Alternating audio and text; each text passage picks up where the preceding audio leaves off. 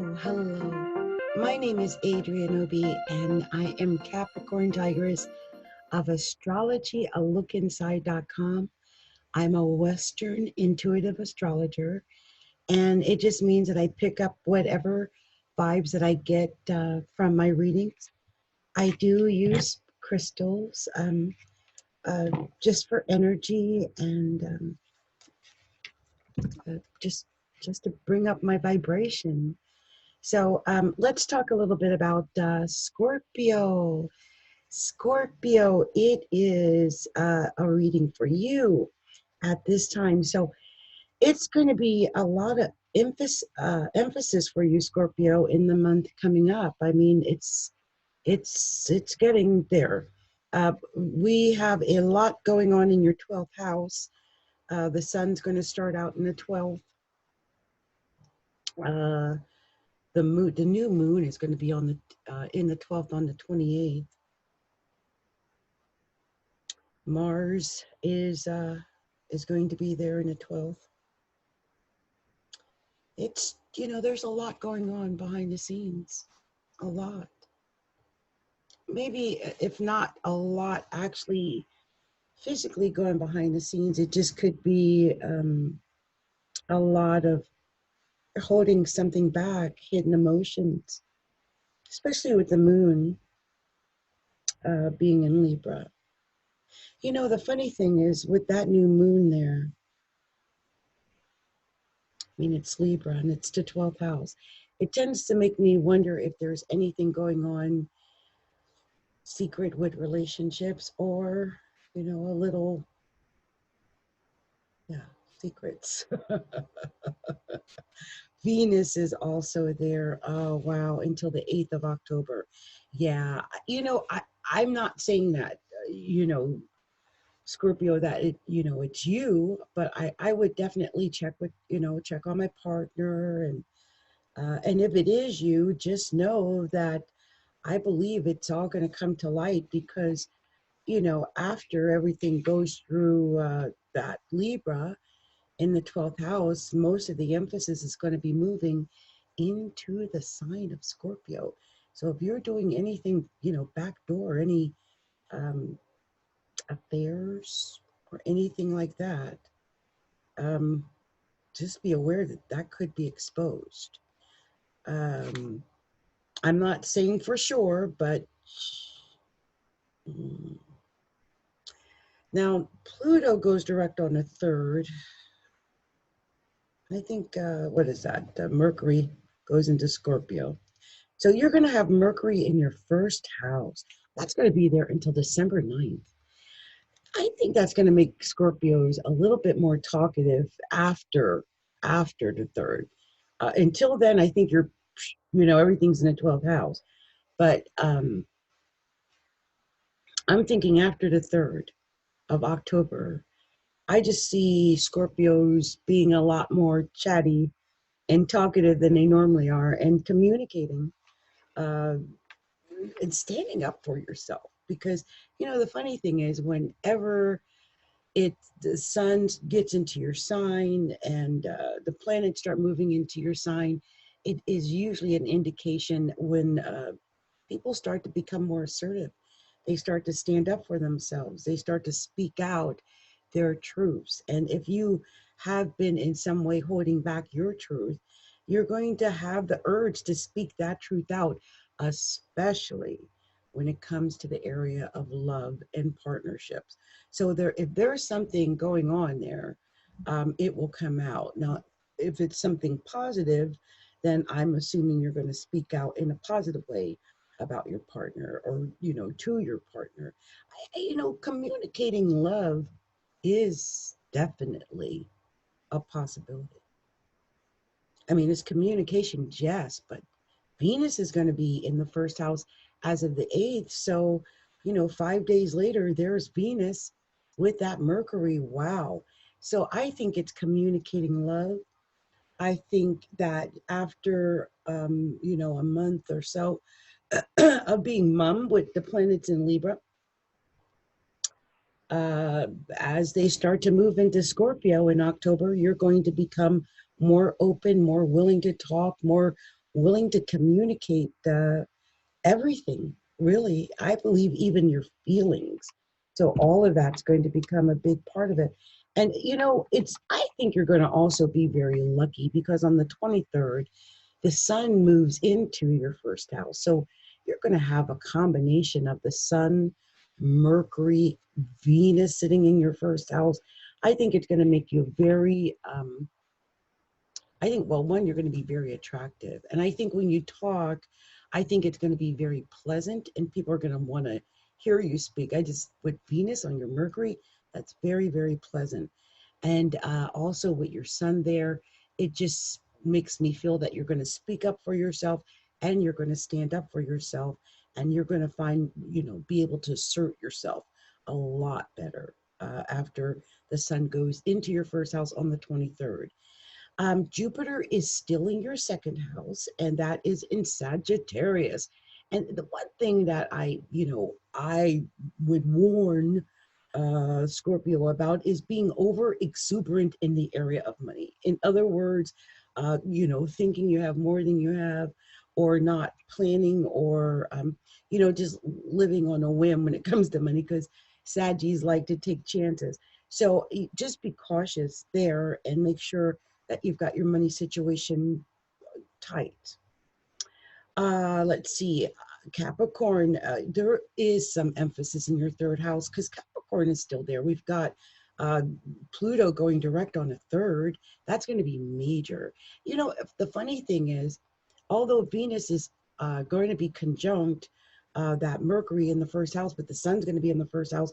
And now I'm seeing Pluto is going to be direct in your third house, and Saturn is already direct in your third house. And it tells me that you're going to be a very direct communicator. So if someone has if something has happened or someone is offending you in some way, you are definitely going to be the one to stand up and communicate about it during this period, because I just don't see you staying mum. Once Pluto, the ruler of Scorpio, goes into your third house of communications, it's going to make you a very eloquent but very forceful speaker. I believe that. It could also mean that you're going to be doing a lot in your local community and with your family, like your extended family, perhaps like cousins and nieces and nephews and aunts and uncles or stuff like that. I can see that occurring.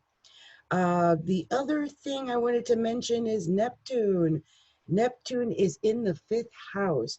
And the funny thing about Neptune in the fifth house, especially when it's retrograde like that, is that, I think it's just touching off creativity.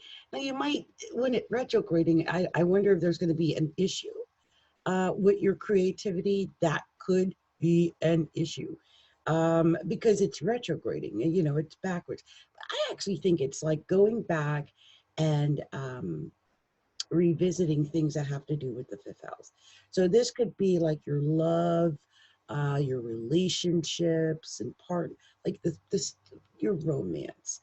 I think just finding a way to be creative and put the romance back into your your your your relationship. I think it would be a great time to do that because, well, Neptune is creative, and I'm just wondering how creative you're going to be in the area of love. This also rules taking chances and games of chance, lotteries, raffles, bingo, anything like that. I would just be cautious of that because, well, Neptune is retrograde. I keep saying that, but it's Neptune too. So, in all those areas, be a little cautious. I do worry that you might not be able to see something in um, your romance area. I mean, between all that Libra activity in the 12th house and Neptune retrograding in the fifth, it does make me wonder if that is an issue. And the other thing that makes me wonder is because, well, Uranus is retrograding in the seventh house. So, and in Taurus, but it's retrograding and it's opposed Scorpio, right? So I have a feeling that Uranus in the seventh house is going to make some oppositions to that Mercury and to that Venus. So please be aware of that after the 8th and after the 3rd. So you know, keep an eye on that. Taurus tends to be a little bullheaded. So you might find that your partner is acting really stubborn or bullheaded or sullen or hiding things. Because like I said, Libra, the seventh house, is in your 12th right now. So partnerships is hiding in your 12th. So, you know, that makes me wonder if your partner hasn't gone off the deep end with Uranus in your seventh house. That could be possible. Be aware of that and see if you guys can work it out and get to the truth of things with Neptune in the fifth. Now, there is going to be a full moon in Aries on October 13th. You know, the funny thing about that is that by that time, there's not going to be anything opposing. Uh, I, I don't see anything opposing that Aries at all. Well, the Libra, there is going to be Libra. But I think by the 13th, because I know Venus is out, no, the sun will still be there. Sun will still be there. And Mercury comes out on the 3rd, and Mars is going to be there. So, yeah, that full moon is going to be opposing the sun and Mars at one point or another, I believe. So just be aware, like around the 13th, I would say probably starting as early as the 12th, you're really going to start feeling that, what I was talking about, the 12th house. And, you know, it could be something that's going on with your health and your work. Because the 12th house sometimes is, it could be our emotional, like our subconscious mind, our unconscious mind. It could be also like psychic things. I mean, the new moon is happening there, and there's, yeah. So that could be, but it usually it has to do with like things we do subconsciously or unconsciously. Like, you know, if someone was having an affair, I mean, it's, you know, if it's something they've been at for a minute, they probably do it even unconsciously now. That's a lot of times the 12th house is things like that, but it also can be like pills. Some people are getting addicted to taking pills. It could be actual drugs. That is a house of, you know, hidden things like that, or alcohol. Um, a lot of people tend to drink when they come home from work or, you know, privately. And with you being a water sign, I just want you to be careful of that, because the North Node is in Cancer and Neptune is in Pisces. And I'm afraid that they might be making a trine or a grand trine for some of you Scorpios. And that's just swimming in water. And I could see, you know, I don't have any tarot cards to me, but, you know, if it was tarot, I'd be saying, you know, you're swimming in cups. So just be aware of that, you know, you might take a great deal of pleasure out of drinking, you know, during that time. So just be aware that could affect things.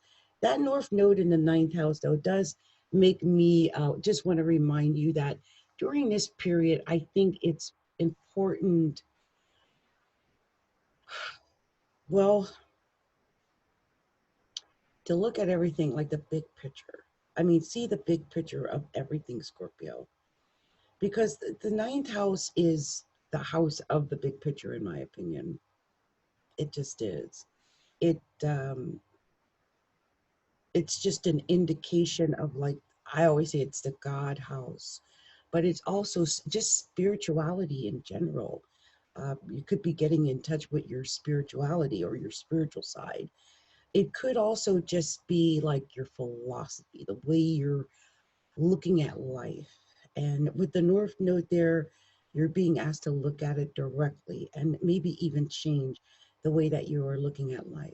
Now, earlier I mentioned that Pluto, the ruler of your sign, and Saturn are going to be in your third house.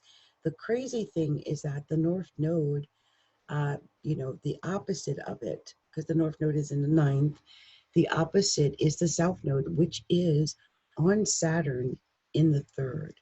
So it's just, I feel a need to urge you to be cautious about your speech. And with the South Node there, it just could be unpopular. So just be aware of saying or doing something that could be deemed as unpopular.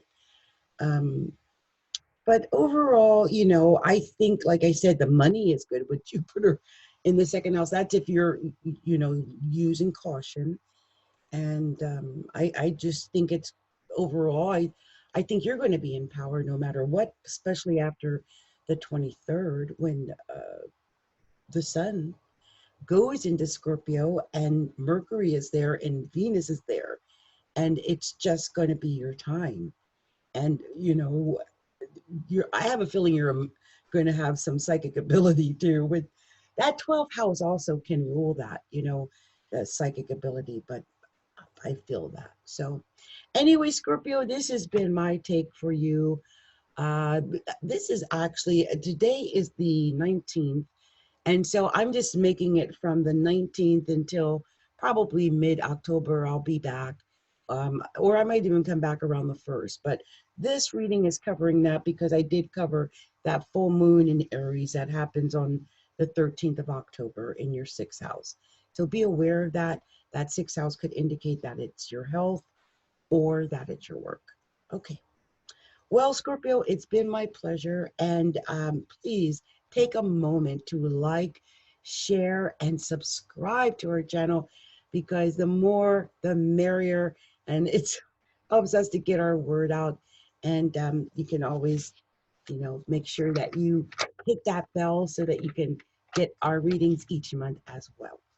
And if you'd like to find out more about what I do and where you can find me, like on Facebook or Patreon or, you know, Calendly or whatever, I'm going to post that information down below so I don't have to ramble it all off, okay?